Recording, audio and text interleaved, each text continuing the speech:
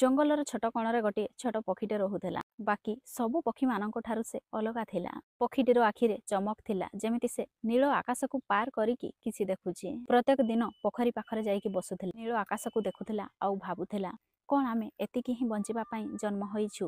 ପୋଖରୀ, ଜାମୁଗଛ, ବସା, ଏହି କଥା ସେ ବାକି ପକ୍ଷୀମାନଙ୍କୁ ମଧ୍ୟ କହିଲା। କ'ଣ ଆମର ଜୀବନ କ'ଣ ଏତିକି ହିଁ ଅଟେ?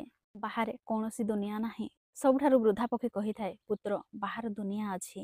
ପକ୍ଷୀମାନଙ୍କର ଜୀବନ ବାହାରେ ଆଜାଦ ଅଟେ, କିନ୍ତୁ ସେହି ଆଜାଦି ଆମ ପାଇଁ ବହୁତ ମହଙ୍ଗା ଅଟେ। ବାହାରେ ଶିକାରୀ ଥାନ୍ତି, ଧୁନ୍ଦୁଲା ଅନ୍ଧାର ହୋଇଥାଏ। ପକ୍ଷୀଟି ତାର ସ୍ୱପ୍ନକୁ ଭାଙ୍ଗି ଦେଇଥାଏ। ପୁଣି ସେହି ଛୋଟ ପକ୍ଷୀଟି ଧୀରେ ଧୀରେ ମନରେ ସାହସ ସଞ୍ଚାର କରିନେଲା। ଯିଏ ପଛରେ ଡରିକି ଛୁପିଛି, ତାହା ହିଁ ସାୟଦ ଅସଲି ଉଡ଼ାନ ଅଟେ। ତା ପରଦିନ ସକାଳୁ ଛୋଟ ପକ୍ଷୀଟି ଏକୁଟିଆ ଉଡ଼ିଗଲା ସେହି ଅଜଣା ଦିଗକୁ ଯୋଉଠି ତାର ସ୍ୱପ୍ନ ରହୁଥିଲା। ରାସ୍ତାରେ ଅନ୍ଧାର ଆସିଲା, ବର୍ଷା ହେଲା, ଶିକାରୀ ବି ଦେଖିଲା। ପ୍ରତ୍ୟେକ ଥର ସେ ବଞ୍ଚି ଯାଉଥିଲା, କାରଣ ତା ପାଖରେ ହିମ୍ମତ ଥିଲା, ଶିଖିବାର ଭୋକ ଥିଲା, ଉଡ଼ିବାର ଜିଦ୍ ଥିଲା। ବହୁତ ଦିନ ପରେ ବଡ଼ ପାହାଡ଼ର ପଥର ଉପରେ ବସିକି ସେ ପ୍ରଥମ ଥର ସୂର୍ଯ୍ୟକୁ ସମୁଦ୍ରରେ ଓହ୍ଲାଉଥିବାର ଦେଖିଲା। ଖୋଲା ଆକାଶ, ନା କୌଣସି ସୀମା, ନା କାହାର ଭୟ। ଜୀବନରେ ସେ ପ୍ରଥମ ଥର ଅନୁଭବ କଲା। ତା ଆଖିରେ ଲୁହ ଥିଲା, ଡରର ନୁହେଁ, ଖୁସିର ଲୁହ ଥିଲା। ମନକୁ ମନ ସେ ଭାବୁଥିଲା, ଯଦି ସେହି ବୃଦ୍ଧା ପକ୍ଷୀର କଥା ଡରିକି ମାନି ଯାଇଥାନ୍ତି, ସାୟଦ ଏହା ମୁଁ କେବେ ଜାଣି ହିଁ ପାରନ୍ତି ନାହିଁ।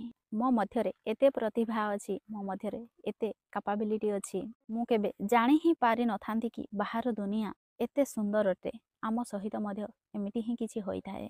ଆମେ କିଛି ନୂଆ ବନିବାର ଇଚ୍ଛା ତ ରଖିଥାଉ, କିଛି ଅଲଗା କରିବାକୁ, କିଛି ନୂଆ ଦେଖିବାକୁ, କିନ୍ତୁ ଆମର ଚତୁଃପାର୍ଶ୍ୱ, ଆମର ସମାଜ, ଆମର ପରିବାର, ଆମର ସାଙ୍ଗ ସୁରକ୍ଷା ନାମରେ ରୋକି ଦେଇଥାନ୍ତି। ସେହି ରୋକିବା ଖରାପ ନୁହନ୍ତି, କିନ୍ତୁ ଆମେ ଉଠିବା ନାହିଁ ତ ଆମକୁ କେମିତି ଜଣାପଡ଼ିବ ଆମେ ଉଡ଼ିପାରିବା? ଯିଏ ଡରରୁ ବାହାରକୁ ବାହାରିଥାଏ, ସେ ହିଁ ତାର ଜୀବନକୁ ବଦଳେଇଥାଏ।